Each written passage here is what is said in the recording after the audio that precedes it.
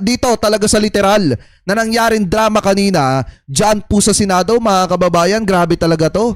Kasi kung titingnan talaga natin, kung si Kiko Pangilinan pinaiyak si Senator Robin Padilla, si Senator Risa Hontiveros naman pinaiyak si Pia Cayetano. So ngayon, ito, pakinggan po natin, mga kababayan. Hindi ako mapanatag na simula nung Lunes, ang ipinapakita natin ay para bang walang nangyari, na para bang hindi nabastos ang ating institusyon. Okay, kinikredit natin to kay DAE News Philippines. Kanya po ito, hindi po ito atin. Gagawan lamang po natin ng reaction video. Play na po natin, mga kababayan.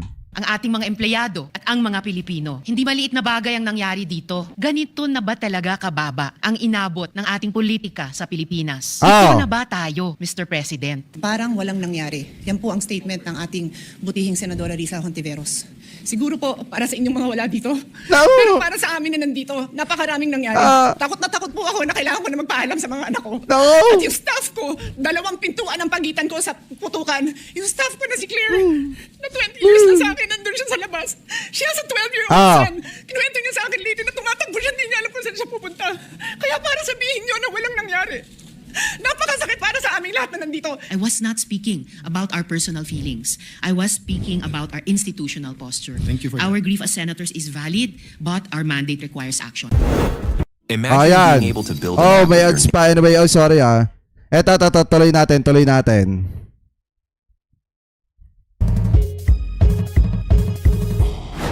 What's the pleasure of Senator Erwin? Mr. President, just a quick manifestation. Sir, Ay, go hindi. ahead. Ano natin to? Diretso na natin kay Senator Risa. Kasi na natin to kanina. Yan. A motion later on Yes. for the referral. That's in order, Thank you. Minority Leader. What's your pleasure, Senator Risa? Salamat po, Mr. President. Together with the Minority Leader, I defer to the ruling earlier stated by the presiding officer. Pero just to make of record, Mr. President, nakaschedule din po ako mag-deliver sa ating agenda for the day Yes. ng privileged speech. And it so happens po, It's the same katulad topic, nung yes. paksa nung Yes. talumpati ni Senator Erwin Tulfo. And specifically, moving forward from the events of last week and this week, Mr. President. So, And I look forward to being able to deliver that within today's session, Mr. President. noted. So can we go to the Thank you, Mr. election? President. Mr. Senator President, Tulfo. So unless this has to do with the election, we will defer all of those manifestations later in accordance with our rule. What is the reason that you rise, Senator Tulfo? Mr. President, manifestation of support Yeah. lang sana. Sorry, Senator, I made a ruling already supported by the... But I will go to you right after. Majority Leader, please recognize Senator Tulfo right after Yes, Mr. President. you read the committees. Maraming Go ahead. salamat po. Yes, Mr. President, with that, may I just move that we refer the manifestation of Senator Erwin Tulfo and the manifestations that were mentioned to the Committee on Rules? We will wait for the Minority Leader when we read the... Okay. The resolution I later withdraw the on. motion, Yeah. Mr. President. Maybe we will take a quick... Therefore, Mr. President, we will go now to the previous motion of this Ay, shoutout kay Remedyo Abaco. Mega love shoutout representation pursuant to Rule 10, Section 13 of the Rules of the Senate. I move to elect the chairpersons of the Senate Permanent Committees. I so move, Mr. President. Is there any objection? Hearing none, please proceed. Senator Pia Cayetano as chairperson of the Committee on Accountability of Public Officers and Hindi maliit na bagay ang nangyari dito. Dito na, in-adjust ko na ng konti. Ayan. Natin ay para bang walang nangyari. Na para, Mr. President, I rise Yan. on a matter of personal and collective privilege. Mr. President, halos 1 linggo na Yan. matapos ang habulan at barilan dito sa Senado. Sa loob-loob ko, hindi ako mapanatag na simula nung Lunes, ang ipinapakita natin ay para bang walang nangyari. Na para bang hindi nabastos ang ating institusyon, ang ating mga empleyado at ang mga Pilipino. Tama! Hindi maliit na bagay ang nangyari dito. At lalong hindi dapat inaasa sa mga Facebook Live, press conferences at media interviews ang pagtatahi-tahi ng mga pangyayari. Biruin nyo, mga kababayan, nung nangyari ang mga bagay na yan, talagang yung mga vlogger, yung mga taga-media, yun talaga, mga kababayan, ng ang nagtahi-tahi na ng mga pangyayari. Di ba, kung makikita nyo, lahat na lang ng sinasabi, mapa-media man, mapa-ano man, mapa mga kababayang Pilipino man natin, mapa vlogger man, talagang ang tingin dito sa nangyari sa Senado, isang malaking drama po talaga yan para patakasin si Senator Bato. At hindi nga nagkamali. 'Di ba? Ang mamamayang Pilipino at yung mga naghimay nito.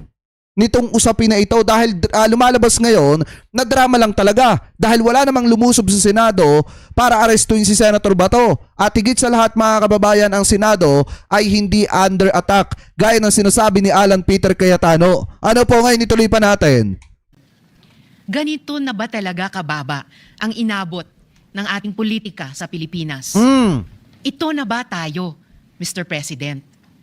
Tuluyan na bang nilihis ng politika ang ating mga pamantayan sa pakikipagkapwa? The situation stooped so low that here, in and around these same august halls, may pwedeng magkasan ng barel sa harap ng mga sibilyan. Dear colleagues, kahit kailan, hindi yan nangyari sa Pilipinas. Tama! Kahit panahon ng kudeta, not even during the darkest days of martial law, did gunfire erupt within our halls. Oh. So, whether we stand in the minority or in the majority, the Senate as an institution has sustained a Kita nyo binanggit ni Senator Risa Hontiveros dito kahit nung panahon ng martial law mga kababayan, hindi nangyari sa Senado yang ganyang klase ng kaguluhan. Saka una-unahang pagkakataon nga lang mga kababayan dahil lang sa isang tao. 'Di ba? Dahil lang dito kay Bato de la Rosa nagkaroon ng matinding kaguluhan dyan sa Senado na nagdulot ng matinding kahihiyan sa reputasyon ng Senado. Ayan napakaliwanag. found injury to its dignity, credibility, and moral authority before the Filipino people. Oh. And this frustrates me every day since Wednesday.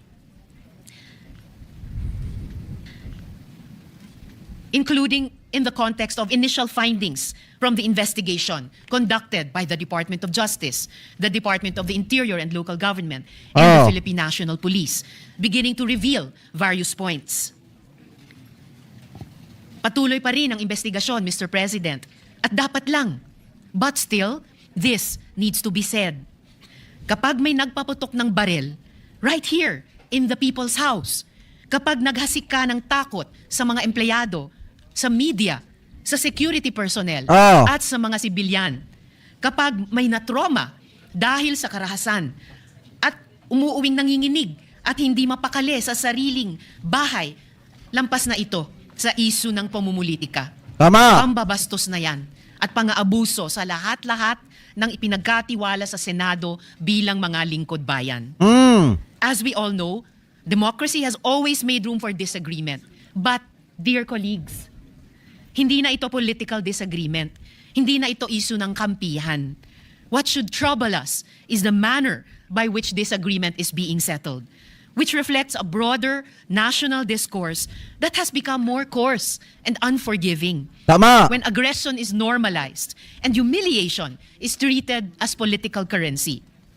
We cannot have a culture that proudly treats fellow Filipinos as enemies to be defeated, all in the name of clout. Yung mga pagbabanta, pambibintang, pananakit ng damdamin. Yan na. Hindi yan ang dapat ginagawang sukatan ng tapang. Kahit magkakatunggali sa politika, hindi tayo dapat ganyan sa isa't isa. Eto mga kababayan, harap-harapang pinatamaan dito ni Senator Risa Hontiveros si Alan Peter Cayetano. Kasi 'di ba kung matatandaan nyo, nagkaroon ng interview etong si Senator Risa Hontiveros na naitanong sa kanya yung about sa sinabi ni Alan Peter Cayetano na parang ang dating ang sinisisi yung minority kung bakit wala nung mga oras na nangyari yung putukan dyan po sa Senado. At ngayon mga kababayan, ito na. Harap-harapan na pinatatamaan ni Senator Risa Hontiveros si Alan Peter Cayetano. Ano po at yung iba pa na nasa sa majority. So ngayon ituloy pa natin. Lalo na dito sa Senado. Hindi ito tahanan ng ganyang kababang uri ng politika. Ngayon, higit sa kailanman, dapat manaig ang ating pagka-Pilipino. Tama! I refuse to believe na tayo mga Pilipino ay mga bulag na sumusunod sa sino mang politiko. I refuse to believe na wala nang natitirang malasakit, hiya o pagmamahal sa bayan. Kasi ang mga krisis, ang mga sakuna, hindi yan nagtatanong kung sinong kakampi mo sa politika. Lahat tayo tinatamaan at lahat tayo may responsibilidad. At tayo mismo, dito sa Senado, kaya nating magkasundo. In fact, all of the laws I myself have championed could not have passed without the support of those from across the political aisle. Oh. And I refuse to believe that this institution that has crafted laws for the most marginalized, that has conducted crucial investigations, that have moved the needle at various political junctures, is beyond repair or redemption. Let us remember, Mr. President, that we have a bicameral legislature with a Senate elected at large, precisely to have a body that can rise above parochial concerns and craft a vision for the entire nation. At kaya kong sabihin ng buong puso Oh. that this Senate has, at its best, shown that disagreement does not destroy our common duty. We have passed laws across party lines. Tama. That is why we cannot act as though nothing happened last week. Alam natin ang tama at mali. Alam natin kapag sumosobra na. And this is what our country needs from us now. For the Senate, in this difficult hour, to reflect the best of our people. May we prove worthy of the trust that our people have placed in us. Marami pong salamat sa inyo at sa lahat, Mr. President. Eto Before I na! recognize Senator Pia and Senator Marcoleta, you know, the curious thing is the prayer of Senator Kiko and the prayer of former Senate President Tito Soto yesterday. We all agree with it. We're just looking at it from different sides of the political lens. Ah. And many of your statements today, Senator Risa, many of us, if not all, agree. But we all won't agree that parang walang nangyari. I don't know where that came from because I don't think anyone is treating it trivially. Hindi, kasi kung titingnan nyo naman talaga mga kababayan, eto sa kilos ni Robin Padilla, parang wala talagang nangyari. Sa kilos ng majority, parang wala talagang nangyari. Bakit mga kababayan? Kasi napatakas na nila, allegedly, etong si Senator Bato de la Rosa. Kaya ngayon, back to normal, parang walang nangyari mga kababayan. Di nyo ba napapansin? Pag tinatanong si Padilla, patawa-tawa na lang kasi nga tagumpay na eh. Okay na yung mission mga kababayan. Napatakas na. Naitakas na nila si Senator Bato. Nakuha na nila yung leadership. Kaya balik na sa normal. Na para bang walang nangyari talaga. Ano po ngayon, ituloy pa natin. It's just a matter of how we can focus on it given that there is a real economic crisis, crisis of prices, oil crisis. Our stock is running out. We're convening into an impeachment court. You know, our staff are overwhelmed by the number of investigations, by the number of subpoenas that are here. They're asking us to produce so many things while we're also doing our own. So while we will agree with you and let's discuss later on which committee, I do not think anyone is acting as if parang walang nangyari. Senator Pia or Senator Marcoleta? Thank you, Mr. President. Mr. President, may I Ito, may umepal na naman. ask if Senator Risa would yield to a few questions? Can we take a minute suspension? May I request from the members, I told the minority leader, the former Senate President, that this is an emotional issue, not only for us, but for the whole country. Oh. This is the Senate of the Philippines. And it's a sensitive issue because there are words that have been used. That's why I have tried to be deliberate. Wait not only for a partial investigation, but independent. Wait for every investigation to come in. Now, many members of the majority who were here want to speak on that measure. Having said that, number one, we have athletes here and I don't want to keep them here the whole day. Number two, I was about to report this, that as Senate President, I respectfully informed the body that earlier today, 20 May 2026, the summons in relation to the articles of impeachment filed against VP Sara Duterte was duly served upon Respondent Vice President Sara Z. Duterte. A copy of the summons was likewise furnished to the prosecution panel on the same date. Under the applicable rules, respondent is given 10 calendar days from service of summons within which to file her answer, and counting 10 calendar days from 20 May 2026. The last day would ordinarily fall on Saturday, 30 May 26. However, since the last day falls on the Saturday, the period shall not run until the next working day.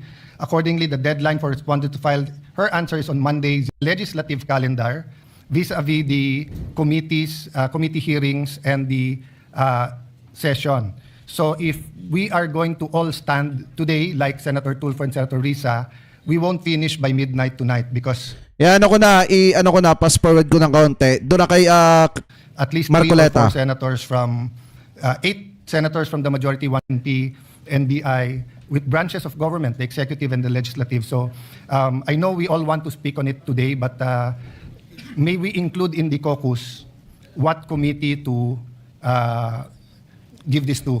I think the Senate President will, before we go on suspension, wants to put on record his recommendation. But if I may ask him, that the actual decision, given that there are other people with other ideas, we discuss it. I don't think it's a matter that you and I should discuss, but all of us. So let me ask first, Senator Marcoleta, would you, may I ask you if we can make a statement rather than interpolate today? Senator Risa, kung may mga gustong mag-interpolate, pwedeng sa Monday.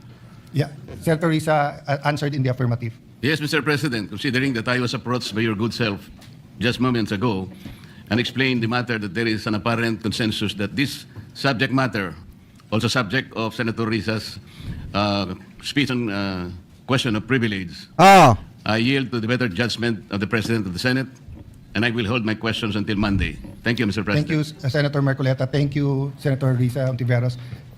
Minority Leader, may I just give, you're my kuya, but she's my ate. Yeah. Senator Pia. Mr. President, I also will not Yara. or make my own privileged speech today as requested by the Senate President. I reserve my right to make the proper interventions at the time that the Senate President and our other colleagues agree upon. But I just want to make this quick statement. Parang walang nangyari. Yan po ang statement ng ating butihing Senadora Risa Hontiveros. Eto na! Siguro po, para sa inyong mga wala dito. Pero para sa amin na nandito, napakaraming nangyari. Takot na takot po ako na kailangan ko na magpaalam sa mga anak ko. At yung staff ko, 2 pintuan ang pagitan ko sa putukan. Yung staff ko na si Claire, na 20 years na sa akin, nandun siya sa labas. She has a 12-year-old son. Kinuwento niya sa akin late na tumatakbo siya, hindi niya alam kung saan siya pupunta. Kaya para Nakaw! sabihin niyo na walang nangyari. Napakasakit para sa aming lahat na nandito. And as I said, 2 pintuan na nagpo-protect sa akin sa putukan. Pero yung media, yung Senate staff, yung hindi naman makauwi dahil sila ang security, sila ang elevator, women and boys natin, nandoon po sila. So dear colleagues, napakarami nang nangyari. And one more thing, wala ho akong sinisisi. Pero nung pagkatapos ng lahat, pagtingin ko ng group natin, yung dating majority group, Eto mga kababayan isa-isahin lang natin. 'Di ba merong drama dito si Senator Pia Cayetano dito sa Senado mga kababayan. So ngayon, eto yan, hindi naman kasi magkakaroon ng kaguluhan dyan. Una, kung hindi kayo nagsagawa ng Senate coup at pilitin nyo si Bato de la Rosa na pumasok kahit alam nyo naman na may arrest warrant yan. Pangalawa mga kababayan, kung hindi nyo pinoprotektahan si Senator Bato at kung isinorender nyo na lang, wala sanang hindi sana hahantong sa point na etong si Aplaska mga kababayan magkakaroon ng guni-guni at biglang magpapaputok. Di po ba? At kung hindi sana kayo nagsagawa ng drama dyan ayon sa mga kababayan Pilipino natin, hindi sana magkakaroon ng kaguluhan dyan. Kasi kung titingnan nyo, yung kaguluhan na nangyari dyan sa Senado, sila rin ang may kagagawan yan. Kayo rin. At wala kayong pwedeng sisihing ibang tao. Hindi nyo pwedeng sisihin yung nasa sa minority. Kasi nga, kayo lang, majority, ang nagkaukus nung gabi na yon. At sakto na nangyari, yung drama kung saan nakatakas din etong si Senator Bato. Ano po ngayon, ituloy pa natin. walang ni isa sa inyong nangamusta sa amin. Some of you I've known for 20 years, 10 years, and I didn't even hear any of you say, Eto, ulitin natin ng konti. May sinasabi siya about do sa mga kasama niya sa majority dati. Asan ba yun? Yan. inyong nangamusta sa amin. Eto, dito. Liti na tumatakbo siya, hindi niya alam kung saan siya pupunta. Kaya para sabihin niyo na walang nangyari. Napakasakit para sa aming lahat na nandito. And as I said, 2 pintuan na nagpo-protect sa akin sa putukan. Pero yung media, yung Senate staff, yung hindi naman makauwi dahil sila ang security, sila ang elevator, women and boys natin, nandoon po sila. So dear colleagues, napakarami nang nangyari. And one more thing, wala ho akong sinisisi. Pakinggan nyo Tapos ang lahat, pagtingin ko ng group natin, yung dating majority group, walang ni isa sa inyong nangamusta sa amin. Pagtingin daw po niya nung group chat na kung saan naando doon yung dating majority group mga kababayan, wala daw ni isang nangamusta daw sa kanila. Eto, sa akin naman mga kababayan, siguro naman may katuwiran yung naando doon sa majority. Dati, nakagrupo niya. Siyempre mga kababayan, biglaan ba naman kayong lumipat kay Alan Peter Cayetano para patalsikin yung dating majority na kasamahan mo? Sa tingin nyo hindi magtatampo sa inyo yung mga yan? Kung hindi man kayo kinumusta ng mga kasamahan nyo sa dating majority, hindi nyo pwedeng questionin yon. Kasi unang-una, masasama din ang loob ng mga yon dahil nga, kung hindi kayo naglipatan kay Alan Peter Cayetano, hindi naman sa una, hindi magkakaroon ng kaguluhan dyan. Pangalawa mga kababayan, okay pa sana yung relasyon nila doon sa dati nilang grupo na majority. Di ba, biruin mo, kinukonsensya pa niya yung dating kagrupo niya na iniwanan nila pagkatapos nilang tumalon actually 4, nitong 2 Bilyar at nitong si Loren Legarda kasama siya para iwanan si Tito Sen at lumipat kay Alan Peter Cayetano. Ngayon, kailangan nyo ng kamusta galing doon sa dati nyong kasamahan? Kahit sino naman mga kababayan, pag masama ang loob, talagang hindi ka kakausapin yan, hindi ka papansinin yan. Di po ba? Anyway, tuloy pa natin. Ikaw ba naman, iwanan mo nang walang paalam? Lipat kayo sa kabila porkit nandun yung kapatid mo. Di ba mga kababayan? Kasi sino ba yung magpaalam lang sana muna bago lumipat, doon sa kabila at bago tablahin yung kabila? Di sana nagpaalam muna. Anong nangyari, di ba? Si Loren hindi nagpaalam. Pinagkatiwalaan ni Tito Sen, pinagkatiwalaan ni Senator Ping, pero hindi nagpaalam, tumalon bigla kay Alan Peter Cayetano. Ganun din, si Pia Cayetano mga kababayan. Kaya nga sa totoo lang, grabe to. Grabe tong drama na ito na nangyari kanina dyan sa Senado. Talagang kung ito nabibigyan ng award, siguro pang Pamas Award to. Some of you I've known for 20 years, 10 years, and I didn't even hear any of you say, kamusta na kayo dyan? Napakasakit na sa akin. Sobrang sakit. So yun ang masasabi ko. Yes, I am very ready to share my story, to ask questions. Pero kung wala... Nakatingin si oh. Nakatingin mga kababayan si Senator Rapi Tulfo, si Senator Lito Lapid, si Senator Erwin Tulfo. At saka itong si Big Subiri mga kababayan. Siguro iniisip na ba ngayon, anong klaseng drama to? Anong klaseng drama to? Nakakahiya ang daming tao. 'Di ba? Pang Pamas Award nga. Wala ko kayo dito, huwag niyong questionin. Yung mga nangyari sa mga nandito. Dahil nandito kami, kasama ng staff. Staff namin, Senate staff. You have your own story, I respect that. But please respect my own story. Thank you, Mr. President. Minority Leader. Mr. President, yes, of course, we sympathize with the manifestation made by Senator Pia Cayetano. But my position is merely to give a suggestion for your consideration and for the consideration of our colleagues. I think this particular issue, once culminated, should be referred to the Committee of the Whole. The Tama. reason being, it is an Tsaka sinabi nila takot na takot daw sila mga kababayan. May takot bang ganito? Sabi nga nitong Kapamilya Online World. Actually, meron tong 4 million followers mga kababayan. Ayun 4 million followers. Sabi dito, basahin natin. Takot na takot po ako. Yan ang sabi ni Senator Pia Cayetano. Senator Pia Cayetano naging emosyonal sa pagkikwento patungkol sa takot umano na naramdaman niya last week dahil sa nangyaring putukan dyan po sa Senate. Kwento niya na takot siya sa nangyaring iyon, lalo pat wala umanong nangamusta man lang sa lagay niya ilang oras matapos ang pangyayari. Sabi daw dito, quote in quote, siguro po para sa inyong mga nawala dito o wala dito, pero para sa amin na nandito, napakaraming nangyari. Takot na takot po ako na kailangan ko pong magpaalam sa mga anak ko, kwento ni Senator Pia.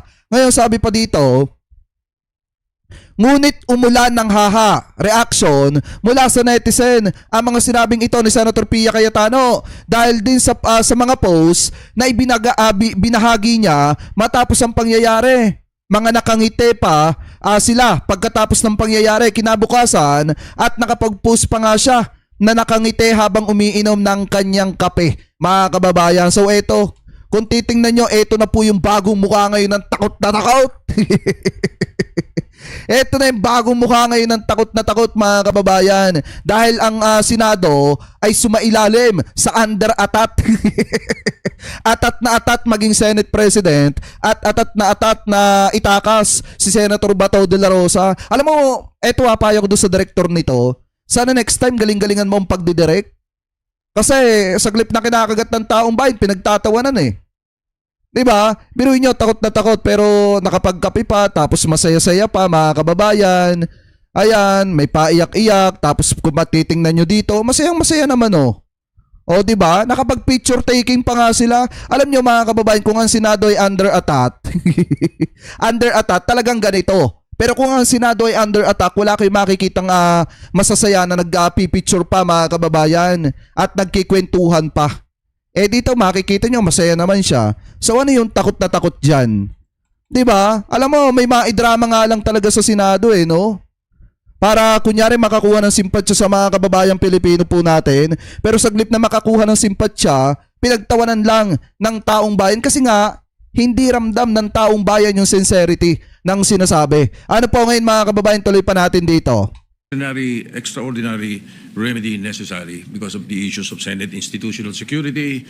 The chamber itself is affected. The institution is threatened. There are multiple Senate committees that are going to be involved. Public order, justice, rules, ethics, even finance because of the procurement of the weapons allegedly that were used. So the Senate has a direct institutional stake, every senator. So this is not just majority or minority. So therefore, may I give a suggestion that you consider the possibility of all these manifestations be referred to the... Paano ba yan mga kababayan? Mukhang yung minority nakaka-2-0 na. Di ba? Mukhang yung minority nakaka-2-0 na. Kasi si Robin Padilla nag-iyakin kay Senator Kiko Pangilinan mga kababayan. Tapos eto namang si Pia Cayetano nag-iyakin naman kay Senator Risa Ontiveros. O di paano ba yan? 2-0 na ang score ngayon. Di ba? And in the past, the Committee of the Whole, when we investigated Farmally, we investigated PhilHealth, it was the Senate President that chaired the Committee of the Whole, unless he appoints a This co-chairman. representation always takes, you know this, Your Honor, always takes your suggestions seriously. So Thank you. you're suggesting we use Rule 14 and Section 14 of the rules and create a special committee, the Committee of the Whole. Is that correct? Yes. Mr. President, if I may, Mr. President. Eto, ibang ano na yan mga kababayan. Pero maganda dito, kita nyo ba yung nangyari? Talagang alam nyo yung Senado nga nahaharap na ngayon sa krisis eh. Para sa akin krisis ng kahihiyan. Pinagtatawanan ng taong bayan. Hindi na siniseryoso ng mamamayang Pilipino yung halaga ng Senado ngayon. Dahil nga sa nangyayaring drama na katulad nito. Pero nyo katatapos pa nga lang nung nangyaring putukan dyan sa Senado hanggang sa nakatakas si Bato de la Rosa at kita sa CCTV na kasama si Robin Padilla. May nangyari pang drama na ganito na kung saan may iyakan pa. Na sinasabing takot na takot. Kung titingnan naman talaga natin doon sa mismong pangyayari mga kababayan, mukhang napakasaya pa. Diba at chill-chill lang sila. Dyan pa lang mga kababayan, talagang nakakawala ng gana dito po sa Senado.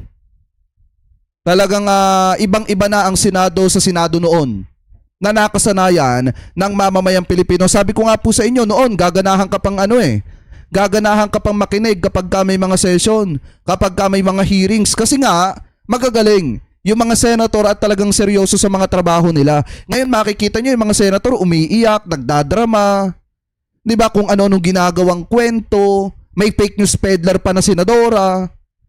Paano ka gaganahang makinig sa mga yan kung sila mismo pasimuno ng pagpapakalat ng maling impormasyon? Di po ba mga kababayan, may isang senador pa nakipagtulungan sa pugante para itakas yung kaibigan niya.